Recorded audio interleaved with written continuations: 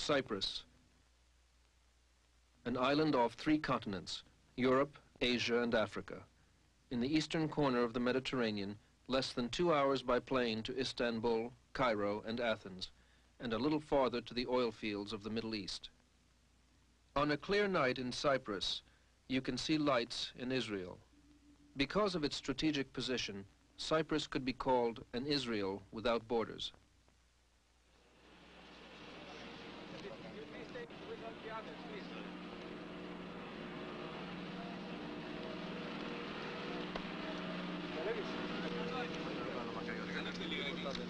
This man is the president of Cyprus. He is also an Eastern Orthodox archbishop, and the combination of the 2 offices gives him more power over his own people than any other democratically elected leader in the world. His name is Makarios, which means Blessed One. People kiss his hand and call him Your Beatitude. His manner is mild and gentle, but there are people who would kill for him and have killed for him, and others who would kill him if they had the chance.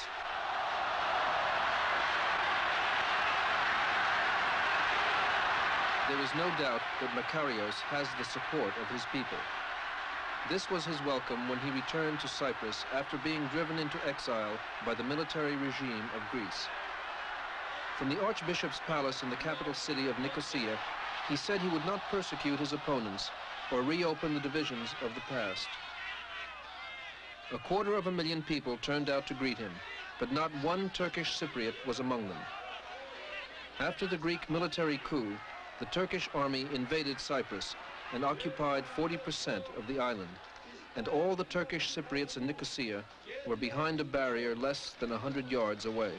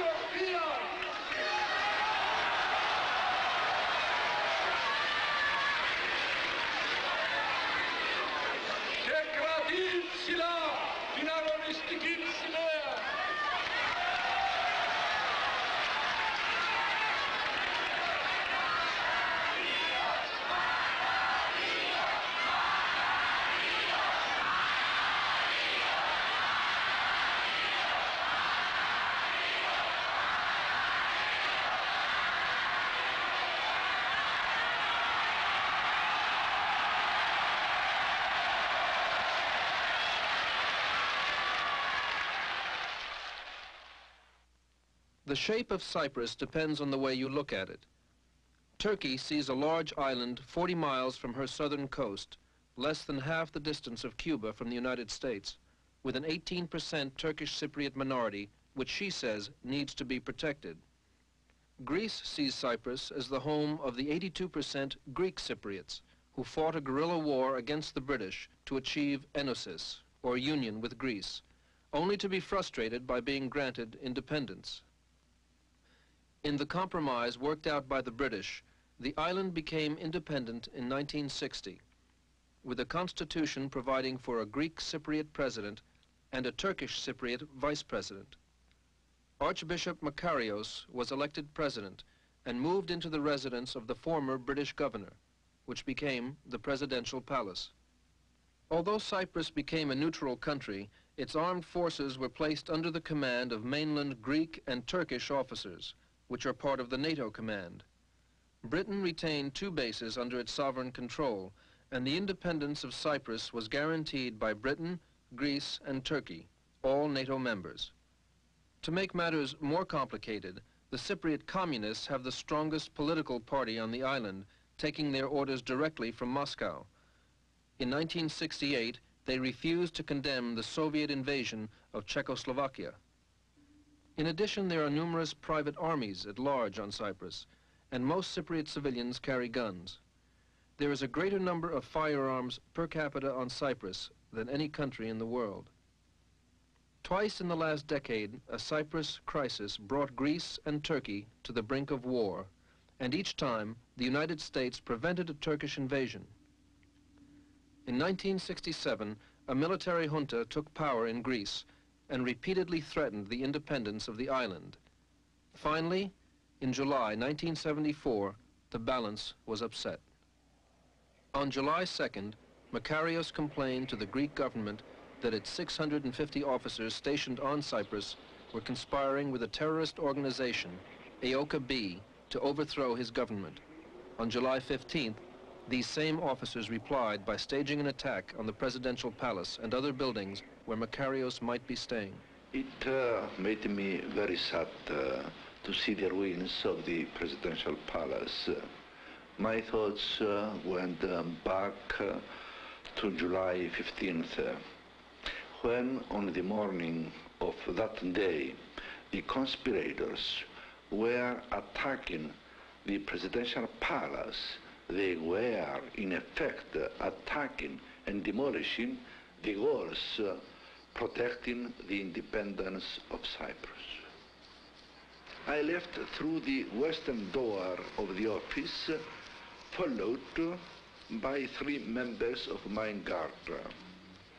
We headed for the Troodos Mountains, and from there we drove to Kiko Monastery, where in my early youth I served for 10 years as a novice.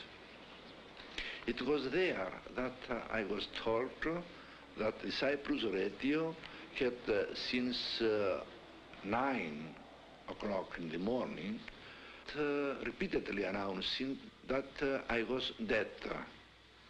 Of course, I was happy to find out that I was alive. The coup and the Turkish invasion were pre-arranged steps of the same plan to bring Cyprus under the strategic influence of the United States. So much so that when the coup failed, in the sense that Makarios was not assassinated, Kissinger refused to believe his eyes when Makarios went to New York and he was the legitimate president. He probably was thinking that he must be a ghost.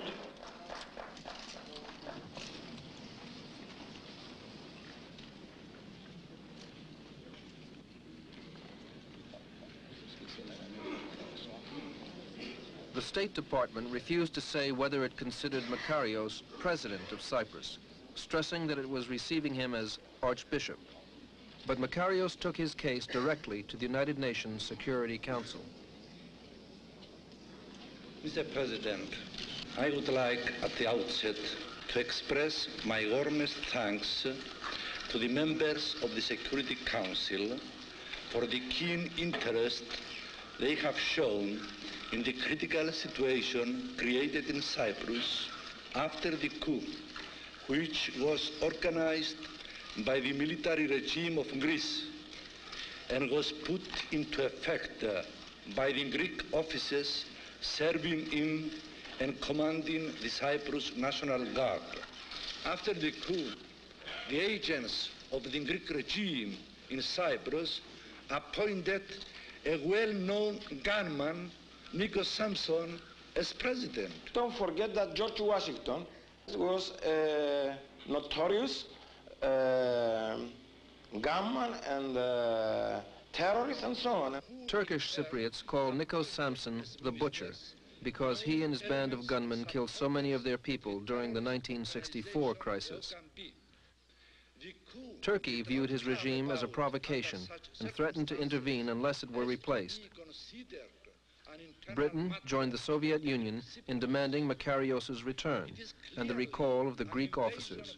But faced with the choice of supporting Makarios or Sαμψών, the Nixon administration leaned toward recognizing Sαμψών.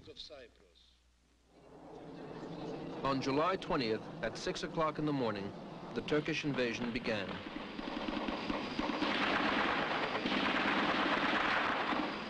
American-built Sabre jets bombed and strafed the island. Naval vessels shelled the northern port of Kyrenia. Paratroopers landed around Turkish-held positions, and an invasion force of men and armored vehicles moved ashore. Cypriot National Guardsmen were still under the command of Greek junta officers and still in confusion after the military coup. Vastly outnumbered, with outdated equipment, they were unable to prevent the advance of the Turkish army with its modern NATO weaponry. After 2 days of fierce fighting, the Turkish army established a secure position from Kyrenia on the northern shore to the Turkish sector of Nicosia. Faced with the humiliation of a defeat on Cyprus, the Greek junta resigned from power. Nikos Shamson stepped down as president, and Glafkos Klirides, the Speaker of the House, took over as acting president in Makarios's absence. In Athens, military leaders invited former Prime Minister Constantine Karamanlis to return from exile and form a government. He took the oath of office in the presence of General Fedon Gizikis, a member of the junta who remained as president. Hailed as a national hero, Karamanlis formed Greece's first civilian government in 7 years and immediately released political prisoners.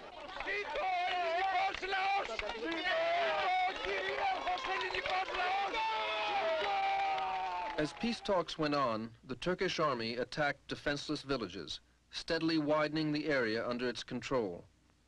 The U.S. State Department did not protest these violations of the ceasefire, but made a declaration that the Turkish Cypriots needed more security. The Turkish negotiators demanded a regional federation and a separate geographical area for the Turkish Cypriots. And when the Greeks and Greek Cypriots asked for a 36-hour recess, the Turkish side walked out. It was a limited intervention, as you know. It stopped in a very limited area, but for reasons which we have already explained to the world, the Greeks would not stop. They would continue harassing Turks all over Cyprus. 10,000 Turks would be in Famagusta without food, without water. Mines continued to be laid around the Turkish army, and threats of harassment continued all over Cyprus. So they had to move again. I could not regard or describe Mr. Denktas as the leader of the Turkish Cypriots. He is speaking from the position, let us say, of the spokesman of the Turkish occupation force. This is not something new for Mr. Denktas. At dawn the next morning, the Turkish Air Force bombed Nicosia, and the second offensive had begun. 45,000 men and 350 tanks moved east toward Famagusta and west toward Morphou in an apparent effort to divide the island by force. Any war is destructive, but the Turkish invasion of Cyprus ranks among the most brutal in history. The European Commission of Human Rights found Turkey guilty of mass killings of civilians, rapes of women aged 12 to 71, and systematic torture of hundreds of people, including women, children, and old-age pensioners.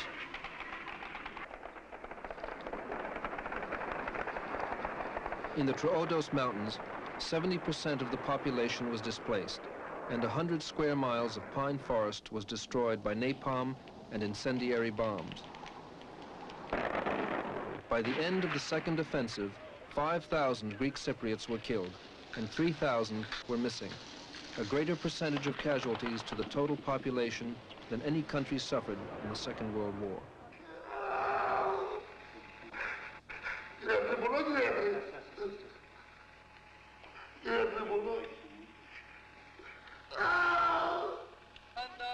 There was nothing to prevent the Turkish army from overrunning the entire island. Greek Cypriots all over the northern portion abandoned their homes and fled toward the safety of the British bases in the south. $840 million worth of personal property was abandoned by the Greek Cypriots. $204 million worth of factories, farms, and businesses were lost to the Turkish army. $260 million worth of tourist facilities stood empty. The population of the main resort of Famagusta fled the moment the second offensive began. 2 days later, the Turkish army rode into a ghost town with unfinished meals left on the table. Today, Famagusta looks much as it did then, an empty city, prey to looting and plunder. The two military offensives brought about what the Turkish government had been trying to achieve for years, de facto partition of the island. In 1964, after violence broke out between Greek Cypriots and Turkish Cypriots, the Turkish Cypriot vice president withdrew from the government and set up a separate administration. Greek Cypriots were barred from entering the Turkish Cypriot sector of Nicosia and a small area to the north which the Turkish Cypriot administration ruled by martial law. For the next 10 years, the Turkish government spent $30 million a year in aid to keep the Turkish Cypriot administration separate. In July 1974, after the coup by the Greek junta, the Turkish army invaded the island and occupied a wedge of territory between Kyrenia and Nicosia. While peace talks went on, the army widened the area under its control, until finally Turkey walked out of the talks and launched another offensive. 2 days later, its army occupied 40% of the island and 70% of the island's wealth, which now lay to the north of the United Nations Green Line. Once a flourishing island with a steady economic growth, Cyprus had come to a standstill, with a year's loss of revenue for both sides totaling $240 million.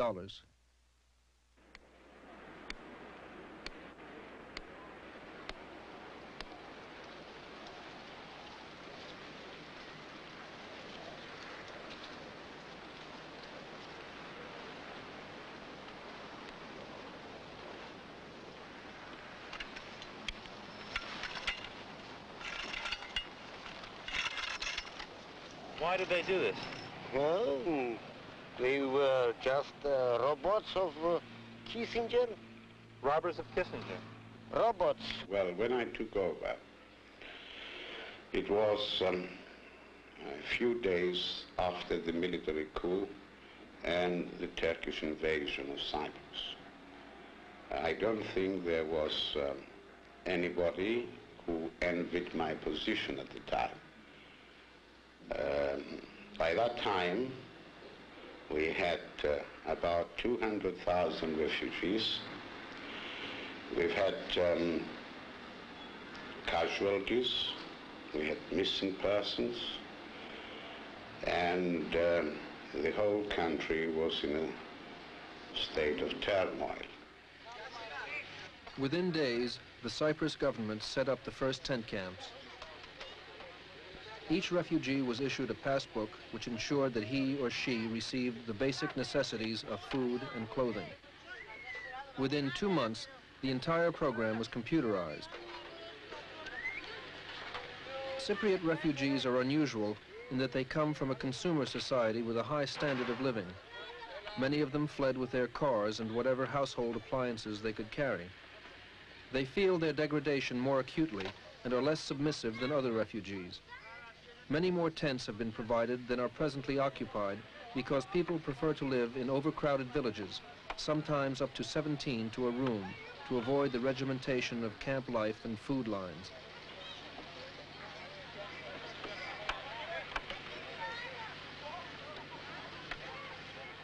In the Akna forest camp on the British base at Dikelia, refugees live in a tent camp, some within sight of their native village.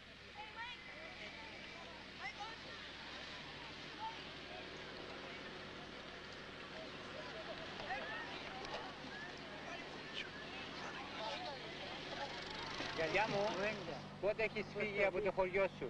Πότε φύγα? Ναι. Από τις 15 του Αυγούστου. Καμιά φορά στη ζωή σου έφυγες από τους Τούρκους προηγουμένως? Όχι, τίποτε. Όχι, δυστυχώς. Γιατί νομίζεις αυτόν έγινε? Γιατί νομίζεις έγινε ο πόλεμος, γιαγιά? Είναι τα ξέροντα είναι και είναι το είναι.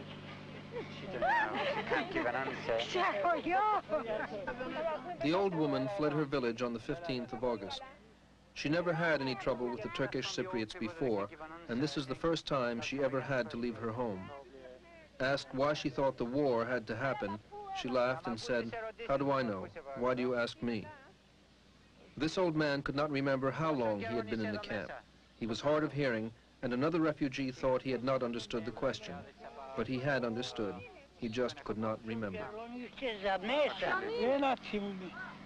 Can't remember. It's very often to get complaints of the old people, pains in the back, cold, and I had the only death that I had in the camp was an elderly lady. This is the husband of the elderly lady. She died from pneumonia, actually. They worry only about their lives and about their kids and about the people that are waiting to come from the war and about unknown people and so on. They don't worry so much about their houses because they believe that they're going to go in, probably not to find anything, really. North of the Green Line, the Turkish Cypriots welcomed the Turkish army as a liberating rather than an invading force. The two communities have been kept apart by their separate educational systems and their different religions. The Turkish Cypriots are Muslims, while the Greek Cypriots are Eastern Orthodox. Greek Cypriots did not persecute the Turkish Cypriots except in wartime, but for the most part they were unaware of the problems of a minority. They ignore the fact that they often exploited the Turkish Cypriots as cheap labor. And they insist that the Turkish Cypriots' poverty and lack of education were a result of the fact that they lacked the initiative to better themselves. In their underprivileged position, the Turkish Cypriots were easily manipulated by the Turkish government, which after 1964 required them to live under martial law. But in doing so, Turkey was exploiting legitimate grievances which the Cyprus government had not been able to alleviate. An island people are different everywhere. It's like in Channel Islands. The people of Channel Islands are not like the Englishmen on the mainland. They are different. In that sense, we are different. But culturally, I think we are part and parcel of the Turkish mainland. So we accept the army here as our own army, who is here to protect us. The picturesque harbor town of Kyrenia, a 2-hour boat ride from the Turkish mainland, has become the showplace of the new Turkish Cypriot development. Its popularity among British and other foreign residents has made it valuable for real estate speculation. The appointed Turkish Cypriot mayor, Sabri, organized the housing of Turkish Cypriots in vacated homes and the reallocation of other property and business. Well, the problem is that he is after a shop to open a travel agency here, and he's the father of the boy who has got an office in London, and he wants to find a shop so that he can ask his son and his brother to come to operate it, to promote tourism into Kyrenia. Yes, and we are very pleased to have these people here, you know. That's what we are after, actually. Looting has been heavy, but it has not been confined to the occupying army alone. Under the pretext of cleaning up the town, the new mayor supervises the redistribution of Greek Cypriot property. What are you doing, Mr. Sabri? We are just, as you want to see in here? This is all the mess here, and we are trying for the health, you know? Clearing everything away. Before July 1974, the 520,000 Greek Cypriots and the 115,000 Turkish Cypriots were spread throughout the island. After the Turkish invasion, 200,000 Greek Cypriots in the north fled south, the majority around the British base at Dikalia. At the same time, 9,000 Turkish Cypriots in the south took refuge on the other British base at Akrotiri. The lives of these refugees have become bargaining points in the contest over what kind of state will eventually emerge from the settlement. Turkey and the Turkish Cypriots insist on a bi-regional federation with an exchange of population, while the Cyprus government is trying to maintain administrative federation with the population remaining evenly distributed. Bi-regional federation means the destruction of Cyprus. For example, we hear people say, well, why not have bi-regional federation and then the return of the refugees to their homes? This is contradiction in terms. When the Turks speak of bi-regional federation, they mean the non-return of the refugees to their homes. The British government allowed the Turkish Cypriot refugees at Akrotiri to be transported to Turkey and from there to northern Cyprus, effectively completing a population exchange, which, the Greek Cypriots say, serves the Turkish government's purpose. like a phrase which they use many times, stabbing in the back. What they have done is a contribution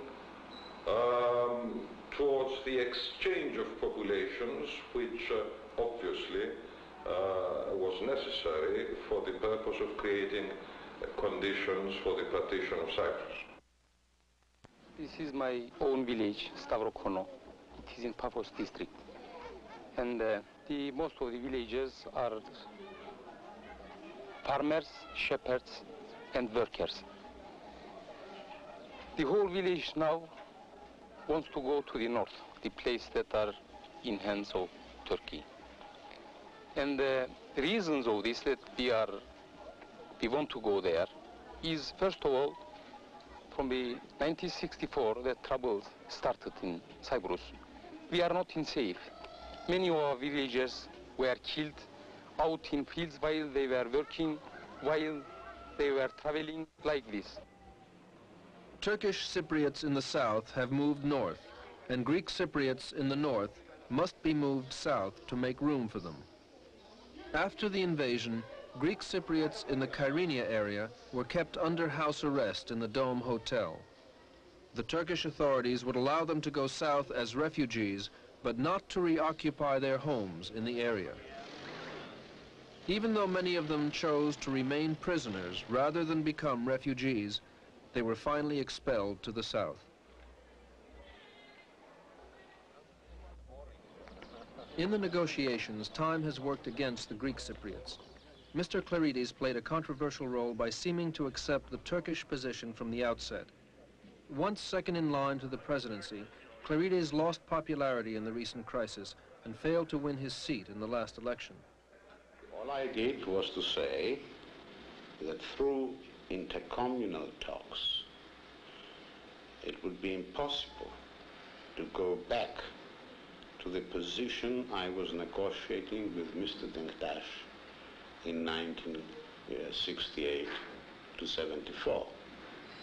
That position was a unitary state with a degree of autonomy on local matters to the two communities. I also pointed out that the Turkish side would not accept any other solution except a federal solution based on some geographical areas. I did not say that I recommended this solution. Makarios accepted Κληρίδης' resignation as negotiator and now has complete control over the Greek Cypriot negotiating position. He is still the elected president of Cyprus, but the Turkish authorities are trying to lower him to leader of the Greek Cypriot community on a level with Mr. Ντεκτάς, the leader of the Turkish Cypriots. If they can do this, the Turkish authorities will have achieved another step toward the bi-regional division of the island. He never acted as the president of Cyprus. He acted as the president of the Hellenes of Cyprus, not for the Turks. He always preached enosis, never independence. He never joined hands with his vice president to work for the good of both communities. Sunday, Mr. Ντεκτάς in his press conference made a statement that he was willing to negotiate with you in person on the same table on an equal par. You as the head of the Greek Cypriot people and Mr. Ντεκτάς as the head of the Turkish Cypriot people. Can you remark on that, please? Θα επιθυμούν και προτιμώ ως καλύτερο να μου διαπραγματευτεί. The Turkish side called Makarios an obstacle to negotiations, and Makarios said in that case he would resign as soon as there is a settlement. But he does not look like a man about to resign. Δεν επιθυμώ να διαπραγματεύομαι ως Moreover, I would not like to negotiate as the representative of the Greek Cypriot community because I am the president of the Republic of Cyprus, which includes both Greeks and Turks. Turks and Turkish Cypriots attack him for preaching enosis. Some Greeks and Greek Cypriots attack him for preaching independence. He's criticized from two directions and for opposite reasons at the same time. Some may say that he is unwilling to join hands with anyone, but he would put it rather that no one is willing to join hands with him.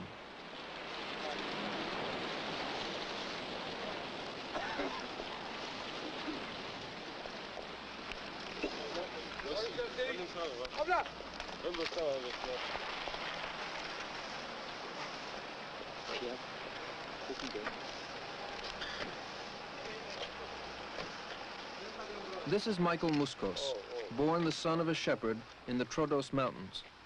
3 times elected president of Cyprus and archbishop for life, he is still proud of his humble origins and gets up earlier than his aides. He rules as a sort of elected monarch, available to any one of his people, but he trusts no one and keeps his intentions secret, even from the people who have to carry them out. My whole life was a continuous struggle with many difficulties.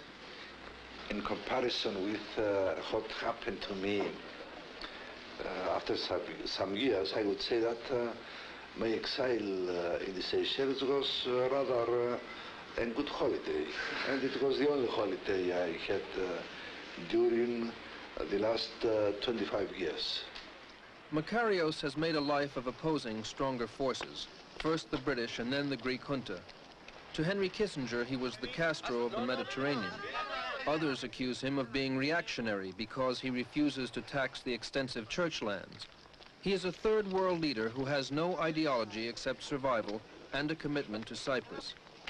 He has escaped coups and assassination attempts, and if his past is a guide to his future, he will achieve what he sees as an honorable solution or lead his people into another battle. His weakness as a statesman was that he wanted to keep all his options open. In an effort to appease the extremists among his own people, he did not repudiate Enosis clearly enough, and his failure to gain the trust of the Turkish Cypriots before provoking the Greek junta set the stage for the present threat.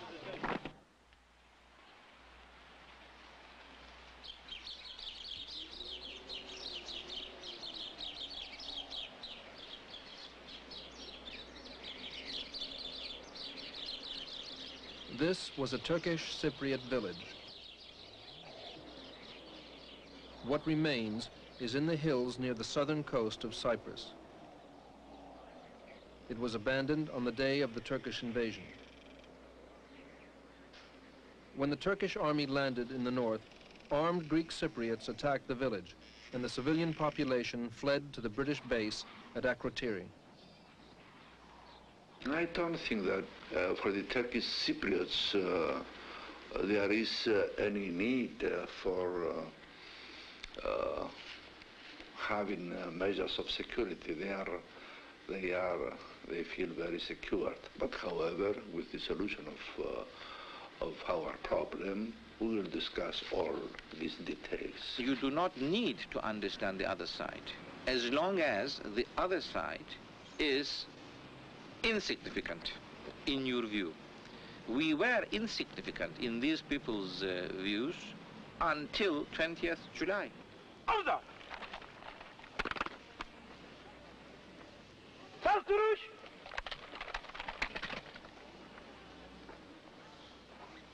Tüfek! Orada!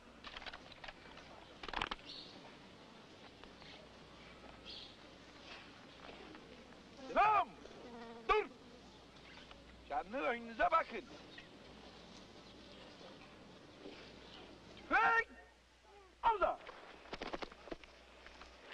In the recent war, the Turkish Cypriots in the south posed no threat, and in attacking them, the Greek Cypriots could not fail to increase the mistrust between the two communities.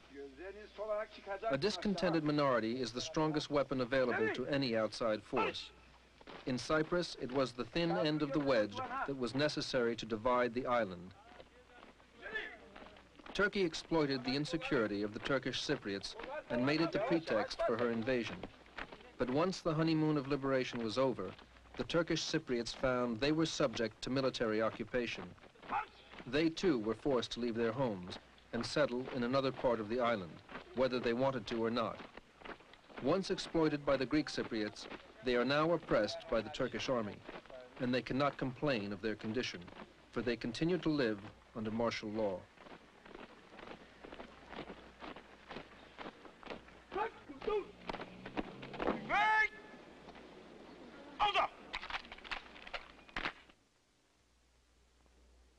Henry Kissinger failed to arbitrate the Cyprus conflict, and Cyprus is one of the major problems he left behind. He repeatedly stressed the importance of Turkey to the American defense program, and Greeks and Greek Cypriots are suspicious of the fact that he remained passive while Turkey achieved her aims. If we judge by the recent declarations that they consider it their right to interfere in any country in which they think there is a jeopardy of their national interests, if we consider the facts that we know now about Chile, I believe that we can conclude that the CIA and the American political military circles were behind the changes in Greece and the takeover by the military regime. And one of their purposes, in my opinion, was to bring Cyprus under their strategic sphere of influence. And the junta accepted to play the role. If we only remember that with a letter in 1964, President Johnson, just a letter addressed to the Prime Minister of Turkey, a letter was enough to prevent similar action on the part of Turkey. It just shows what the possibilities were on the part of the United States to stop what happened.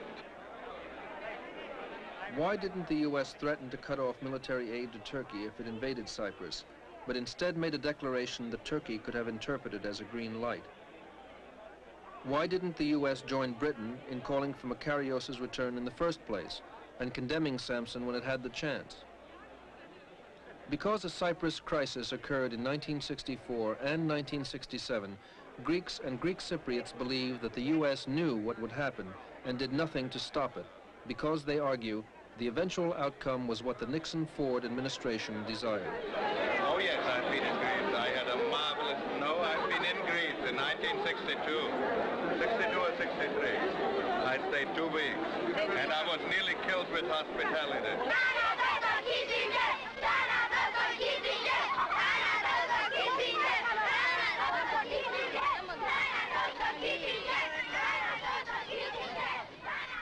Even for those who sit either in Washington or in London and they look upon problems far away as something which they could discuss it over a cup of tea, they should realize that it's not as simple as that. It's a very serious issue. The line that they will take means the survival of the destruction of a country and of a people. A border through the center of Cyprus will disrupt the island's economy and be a source of friction that can only increase as time goes on. Greek Cypriots are afraid that the Turkish demand for bi-regional federation is only a prelude to partition and eventually to the Turkish occupation of the entire island. They have to live. They are foreigners, they are barbarians, invaders. They cannot stay forever in this island. What will happen if they try to stay? It will be a continuing trouble in this island. And of course, in the area of Middle East. And maybe in whole Europe. Because the Cypriots will fight for their freedom everywhere they find the opportunity. What sort of fighting? What style of fighting? Really, it will be a guerrilla warfare, I think, of course. I don't know anything, but knowing my people, I know that they will fight. Instead of having a whole people degenerate in 2 or 3 generations somewhere in most horrible conditions, which means a slow death of 3 or 4 generations in a degrading manner, it's much better to make a stand. Never mind that they threaten us that the Turks are so barbaric that they will make a genocide, so don't expect the same attitude like you had in Eoka, the first Eoka and so on. Doesn't matter. We can afford to be killed because we shall be killed once. Can Europe afford the genocide of a European country without reaction? Can the non-aligned movement survive the elimination by genocide of a non-aligned country and be a movement of collective security?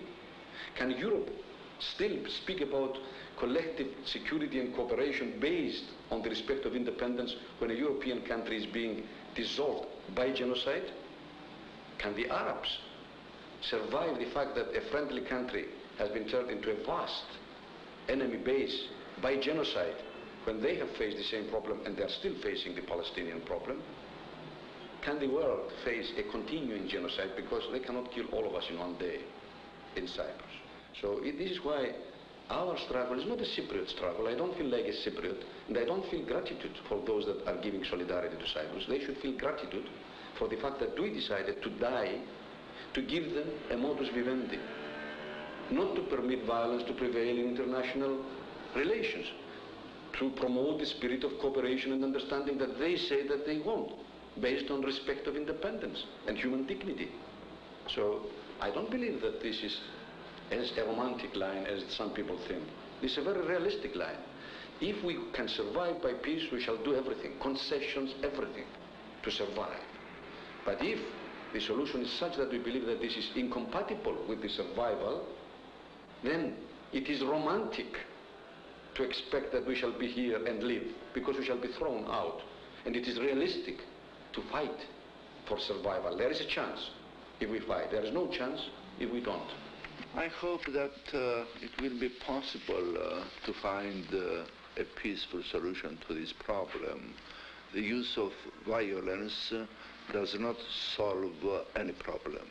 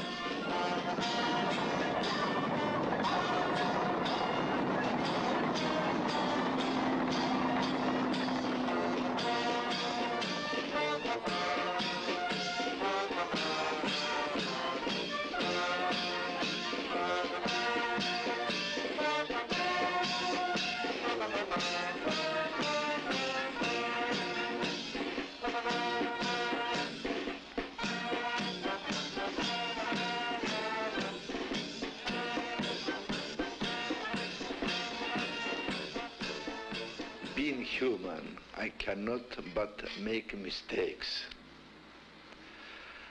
I do not claim to be infallible, and consequently I do not share the belief of many Greek Cypriots, if they really so believe, that I do not make mistakes.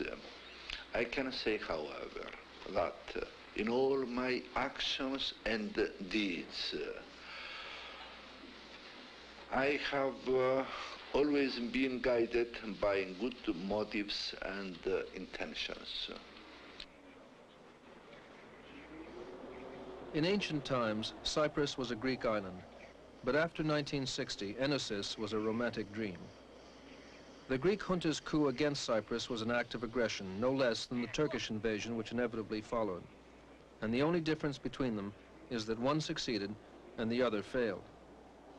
Turkey can't argue that it only acted to restore constitutional order, because its actions did not aim at restoring the status quo, but at forcibly occupying a geographical area. Britain did not honor its obligations to protect the independence of Cyprus, and the United States did not use its influence with Greece and Turkey, its two allies. The Greek and Greek Cypriot politicians, too, must accept some share of responsibility. If they believed in an independent Cyprus, they should have rejected the myth of Enosis and said so publicly. The events in Cyprus brought about the restoration of democracy to Greece, but the price is still being paid by the entire Cypriot people.